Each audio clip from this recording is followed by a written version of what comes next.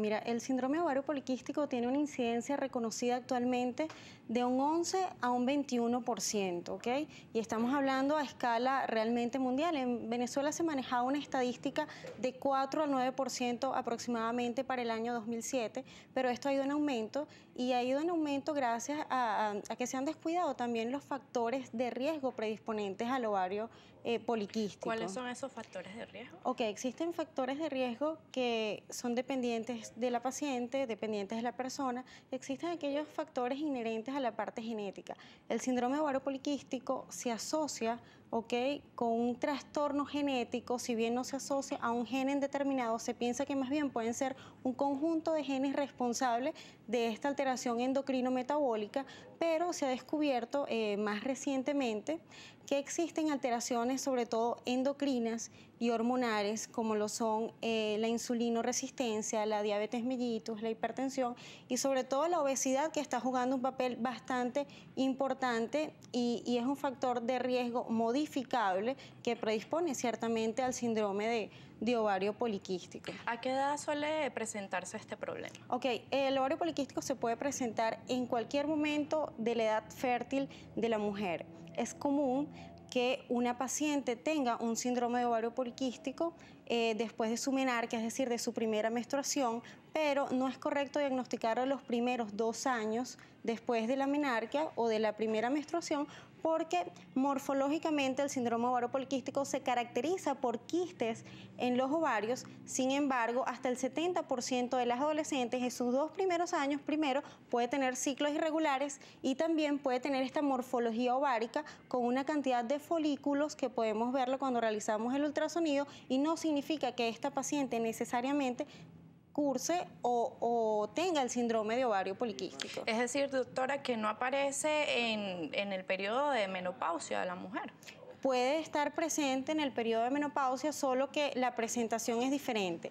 De hecho, el síndrome de ovario poliquístico tiende a mejorar en la menopausia. Sin embargo, hay otras alteraciones relacionadas con él que tienden a empeorar. Por ejemplo, la paciente con ovario poliquístico en la menopausia puede tener de nuevo una crisis de hirsutismo. Ok, recordemos que el hirsutismo es la presencia de vello terminal en zonas que son comúnmente afectadas por los andrógenos, hormonas masculinas. Las hormonas masculinas también la tenemos nosotras las mujeres, solo que la tenemos en una cantidad adecuada para mantener ciertas funciones hormonales normales. Te explico, hay una diferencia entre lo que es el hirsutismo, que es esa presencia de vello en zonas anormales, es decir, la cara, la parte de enfrente del tórax, puede ser también alrededor de los pezones, en la parte baja de la espalda o en la parte sacra, y es muy característico cuando vemos a esta mujer que puede tener barba, ¿ok? Ya desde el año 1721 se describió esta enfermedad como la diabetes de la mujer con barba. No es algo nuevo el síndrome de ovario poliquístico, solo que ahora conocemos un poco mejor el mecanismo por el cual se produce. Sí lo pueden tener mujeres posmenopáusicas, menopáusicas o en la perimenopausia, pero cambia la forma de presentación. Y estas mujeres son más predispuestas a tener complicaciones como infarto al miocardio, diabetes mellitus y complicaciones arteriovasculares. Aparte de la aparición de vellos en zonas anormales en nuestro cuerpo, ¿qué otros síntomas puede provocar esta enfermedad? Ok, la paciente consulta por 3 cosas básicamente. Uno, la alteración de los ciclos menstruales, como es la oligomenorrea. Son ciclos menstruales que ya no son cada 28 días, como las mujeres frecuentemente presentamos, sino que se presentan cada 35 días o más.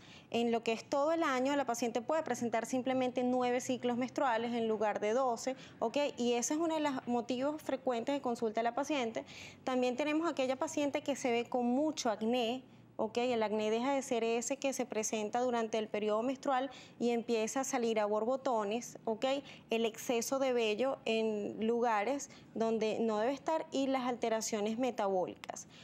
Con respecto a la parte ecográfica, ya veríamos también las alteraciones en el ovario, realizando la ecografía transvaginal o transabdominal, las alteraciones en los ovarios características, que es la presencia de estos múltiples folículos en el ovario. ¿Qué son estos quistes en el ovario, por ejemplo? Ok, estos quistes se producen por una alteración hormonal.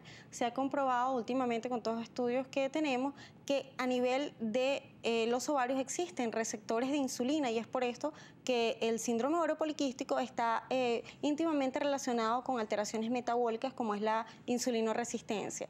¿Okay? Existe una degeneración en una de las capas del ovario y existe una proliferación en otra de las capas del ovario y justamente esta capa es la que produce los andrógenos, que son las hormonas masculinas. Es por eso porque las pacientes presentan estos síntomas, ¿okay? Que no necesariamente son de virilización, pero sí presentan estas características que suelen presentar pues, los hombres, inclusive pueden llegar a tener manifestaciones más severas, pero esta es la consecuencia. Doctora, ¿por qué a las mujeres que tienen ovarios poliquísticos se le dificulta tanto salir embarazadas?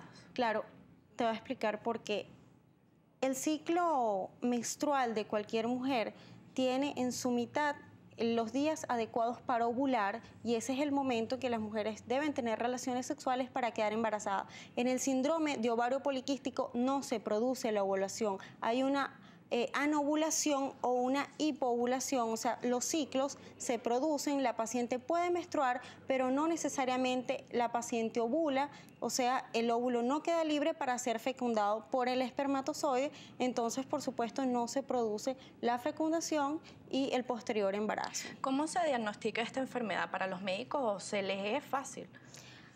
No, no es tan fácil como se cree, gracias a Dios. La medicina siempre trabaja con la evidencia, la medicina basada en la evidencia, y hace unos años, cosa que no es fácil, que se pongan de acuerdo la escuela europea con la escuela anglosajona, es decir, en Norteamérica, se hizo algún consenso entre los criterios que tenían en Europa, los criterios que tenían en Norteamérica, y se llegó a los criterios de Rotterdam, donde se estableció que el ovario poliquístico debería tener, la paciente con ovario poliquístico debería tener estos ciclos anovulatorios, ¿ok? Debería también tener signos de hiperandrogenismo y entre estos signos se encuentran los que ya te mencioné, el acné, el hirsutismo, esos son signos clínicos, pero también la paciente debería tener signos bioquímicos como una testosterona elevada, una fracción libre de esta hormona elevada y el criterio ecográfico que también cuenta con sus especificaciones, se debe realizar con un tipo de sonda para determinar que la morfología ovárica sea como la establecen y básicamente son estos tres criterios: la anovulación, el hiperandrogenismo y el criterio ecográfico de la morfología ovárica. Doctora, vuelvo al tema del embarazo porque a muchas mujeres le preocupa. Todas las mujeres que tienen ovarios poliquísticos tienen dificultad para tener hijos. No, no todas las mujeres. Como les he explicado anteriormente, el síndrome ovario poliquístico es un síndrome endocrino metabólico. Si nosotros podemos tener a esta paciente eumetabólica, podemos controlar esos niveles hormonales, la paciente puede tener ciclos ovulatorios y de esta manera quedar embarazada. Hay muchos estudios y recientemente la Sociedad Reproductiva de Australia ha hecho bastantes estudios y uno de estos demuestra que con la pérdida de peso de solo 5 kilos, la probabilidad de quedar embarazada aumenta hasta en un 70%.